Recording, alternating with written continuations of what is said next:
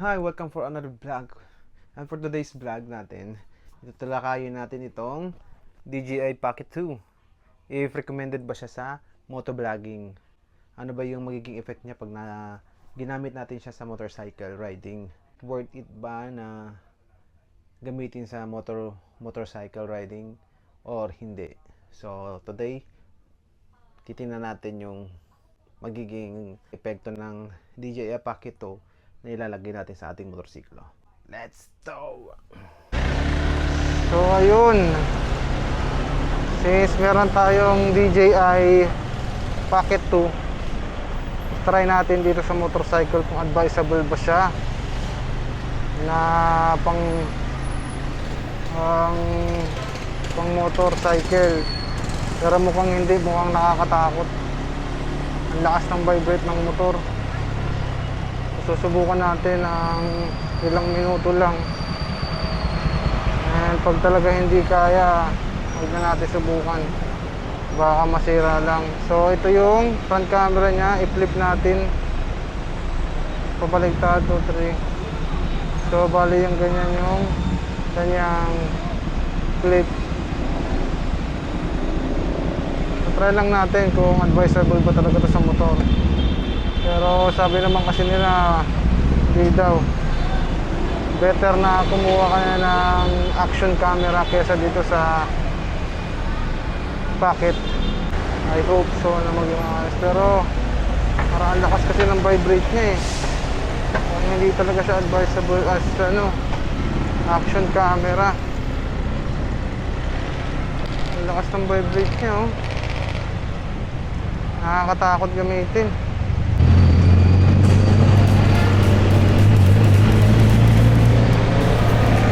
Ng DJI Pocket 2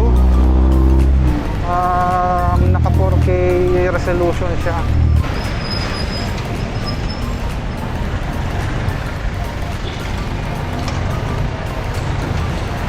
DJI is the best quality sa camera, pati naman sa drone. Action camera niya, and then itong handy camera, maganda talaga yung quality ng videos nila. Ito na rin siguro kadalasan ginagamit ng most of the vlogger, diba? Ang DJI. So magandang klase talaga. Kagandahan dito talaga sa DJI na Osmo Pocket 2 or Pocket 3. Kasi may sarili na siyang gimbal yung camera niya.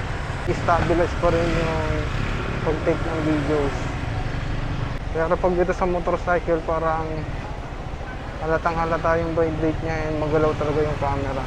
Huwag naman sanang umulan and hindi advisable to sa ulan. Hindi waterproof ang DJI Pocket. So pag umulan, delicates.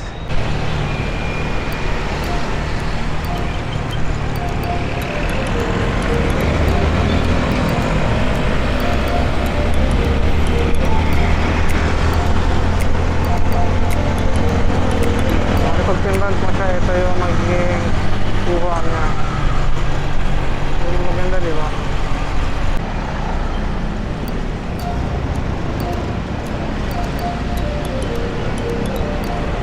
Bali, kung magbabalak kayong lalagay sa motorcycle yung DJI Pocket, much better na kumuha na lang kayo ng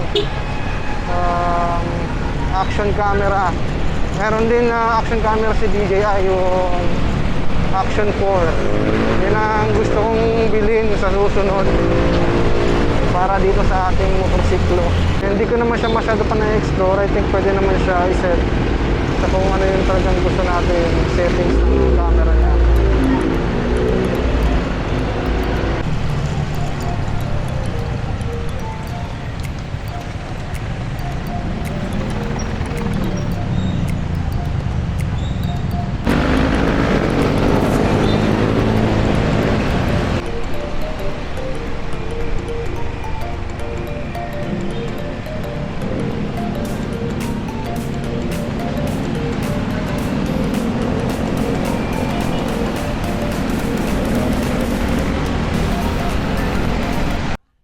So ayun, nakita naman natin kung ano yung naging quality ng video niya.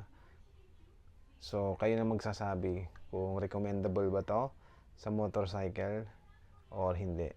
Siyempre, yung opinion ko, much better na kumuha na lang kayo ng action camera. Prefer ko na kumuha na lang kayo ng GoPro or DJI action camera.